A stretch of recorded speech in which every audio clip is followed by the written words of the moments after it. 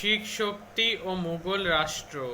শিখদের সঙ্গে জাহাঙ্গীর শাহজাহানদের আমলে মুঘলদের সংঘাত ছিল। এই সংঘাতের চরিত্র রাজনৈতিক। শিখরা তাদের গুরুর প্রতি আনুগত্য ছিল, তাই নিয়ে অনেক সময় মুঘল রাষ্ট্রের সঙ্গে শিখদের সংঘাত বেজে যেত। খ্রিস্টীয় ষোড়শ শতকের শেষের দিকে গুরু রামদাসের ছেলে গুরু অর্জুন শিখদের গুরু হন। এই সময় থেকেই শুরু হয় বংশানুক্রমিক গুরু নির্বাচন।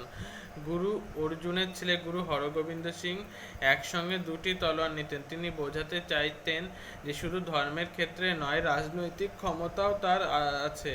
অর্থাৎ বুঝতেই পারছো, শিখদের উত্থান অনেকটাই একটা স্বাধীন শক্তির উত্থানের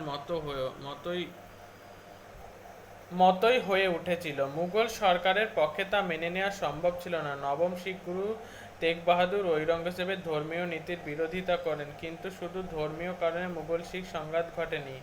একথাও প্রচলিত যে তেগ বাহাদুর এক পাঠানের সঙ্গে হাত মিলিয়ে পাঞ্জাবে মুঘল শাসনের বিরোধিতা করেছিলেন। তেগ বাহাদুরকে বন্দী করে মুঘলরা হত্যা করে। এই ঘটনার পর শিখরা পাঞ্জাবের পাহাড়ি এলাকায় চলে যান এবং সেখানেই দশম শিখ গুরু গুরু গোবিন্দ সিংয়ের নেতৃত্বে তারা সংঘবদ্ধ হন।